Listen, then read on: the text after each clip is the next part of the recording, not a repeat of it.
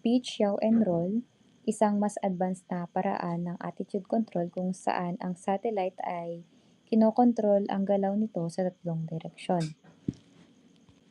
Ito yung kanyang tatlong movement which are the pitch or yung pag-angat or pagyuko, then roll yung pagtagilid or pakaliwa o pakanan.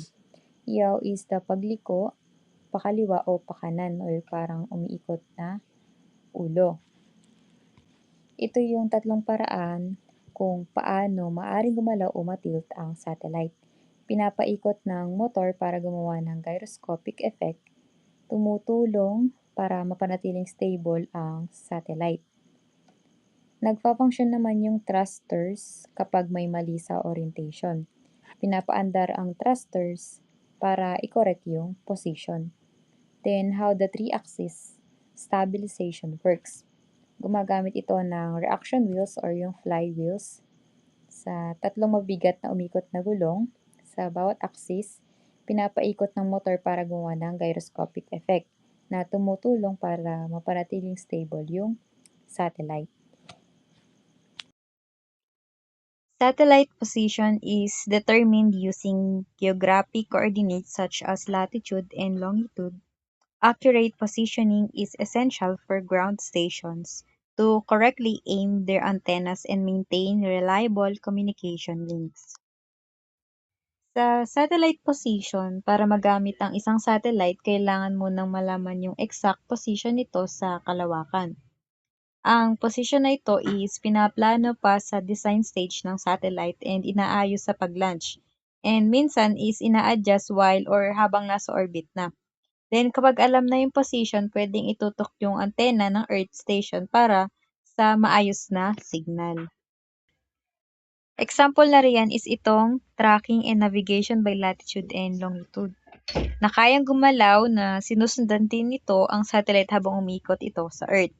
And navigation by latitude, hilaga at timog, na kung saan ay nagsasabi kung paano or gaano kalayo ang isang lugar sa hilaga o timog ng equator. Important point here is equator is equals to 0 degrees latitude and North Pole naman is 90 degrees north and South Pole is 90 degrees south. Ito ay yung mga angle mula sa gitna ng Earth papunta sa another point ng surface. Longitude naman is silangang kanluran. Ang longitude ay nagsasabi kung gaano kalayo ang isang lugar sa silangan o kanluran ng prime meridian. Ang prime meridian or yung 0 degree longitude na dumadaan sa Greenwich, England. Yung mga direksyon nito is yung east or yung silangan and west na kanluran. Dito naman sa the location of some of the many communication satellites in geosynchronous orbit. Dito naman dinidiscuss na ang latitude at longitude naman is para tukuyin ang exact location ng satellite sa pamamagitan ng SSP or yung sub-satellite point. Ito ang puntong nasa direktang lalim ng satellite sa Earth. Then, geosynchronous satellite naman is ang satellite na umiikot sa ibabaw ng equator. Kaya ang kanilang SP ay laging nasa equator. Sila lang din ang may fixed or hindi nagbabagong SP kaya parang hindi gumagalaw sa langit. Then, we also have the other satellites like non-geostationary. Ang SSP nila ay gumagalaw naman habang umiikot ang satellite.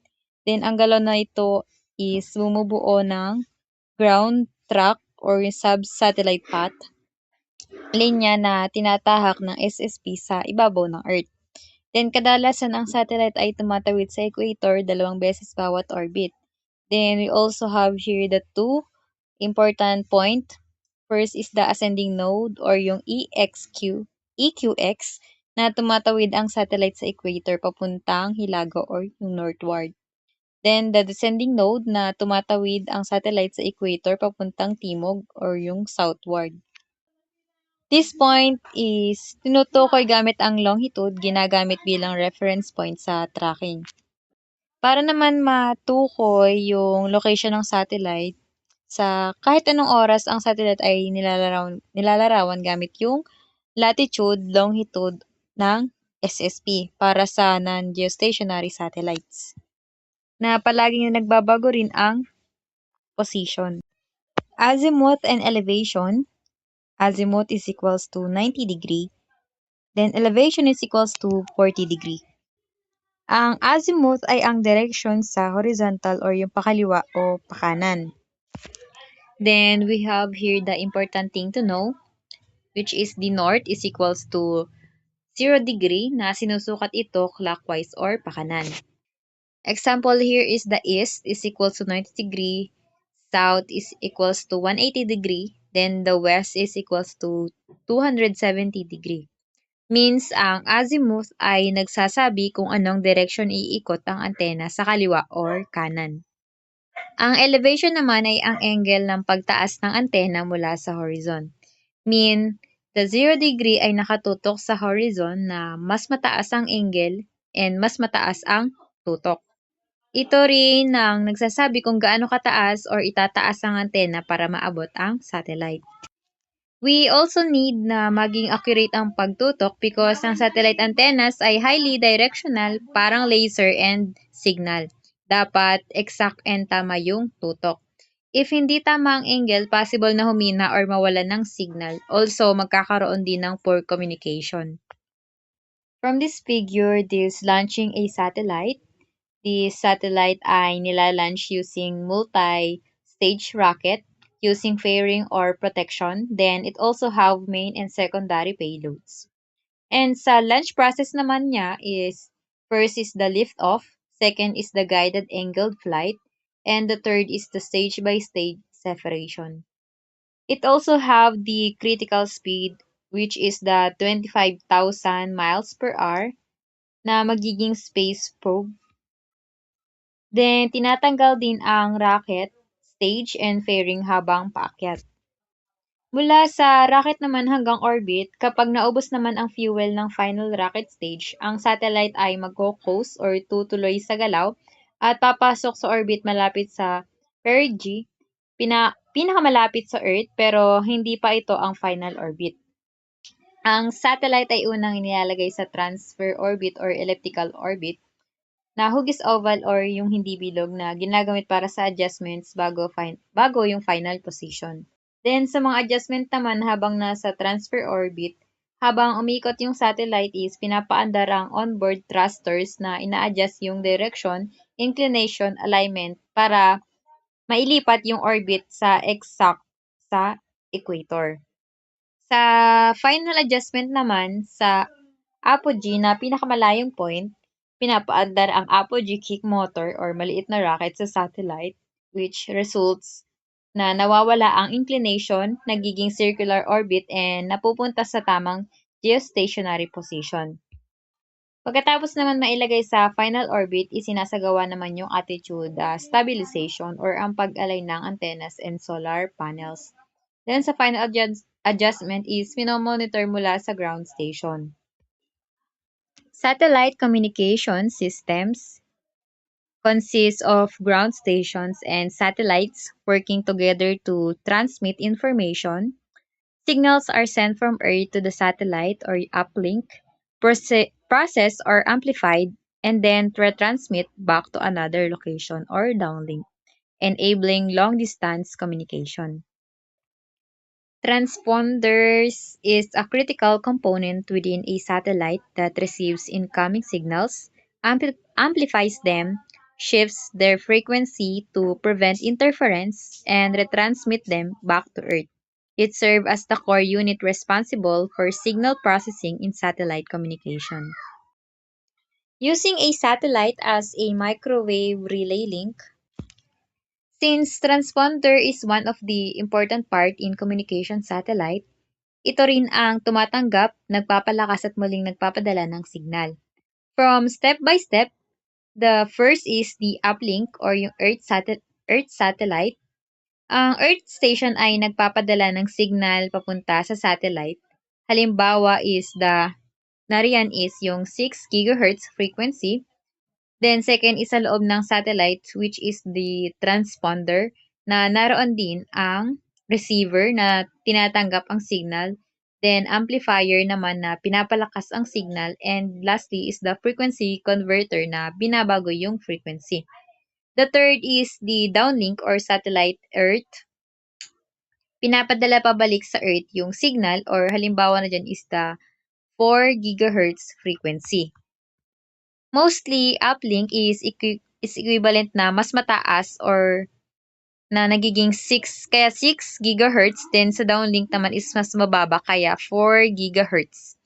Reason is para hindi mag-interfere ang signals and mas efficient yung transmission. Satellite transponder. Transponder is the combination of receiver and transmitter sa satellite. The main functions here is the amplification and frequency translation. Then, magkaiba yung uplink at downlink frequency para maiwasan yung interference. The wide bandwidth na kayang tumanggap ng maraming signals. Then, marami ding transponder sa satellite, consists of 12 to 24, and etc. Then, bawat isa sa kanila is sa isang communication channel. Gumagamit din ng multiplexing para maraming data sa isang channel. Satellite frequency allocations refer to the assignment of specific frequency bands for satellite communication to avoid interference. Common bands such as C-band, Ku band, and Ka band are used for different applications depending on bandwidth and signal requirements.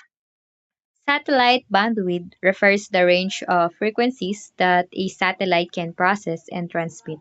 It determines the amount of data that can be handled at a given time and directly affects the number of communication channels available. Receive and transmit bandwidths and C-band communication satellites.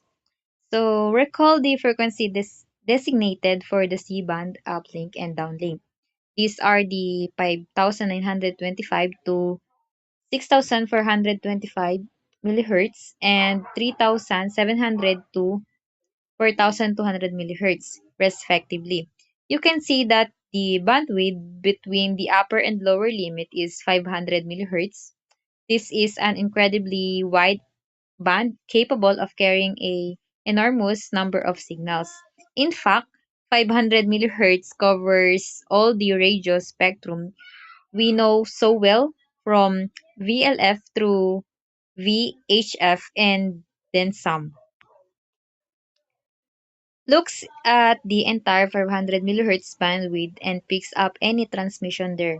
However, the input is channelized because the Earth stations operates on selected frequencies or channels. The 500 millihertz bandwidth is typically divided into 12 separate transmit channels. Each is has 36 millihertz wide. There are also 4 millihertz guard bands between channels that are used to minimize adjacent channels interference. Increasing channel capacity can be increased by using advanced modulation techniques, expanding bandwidth, and implementing efficient methods such as frequency reuse. These techniques allows more data to be transmitted within the same system. Frequency reuse involves using the same frequency band multiple times in different regions or beams. This increases efficiency and allows more users to share limited frequency resources without interference.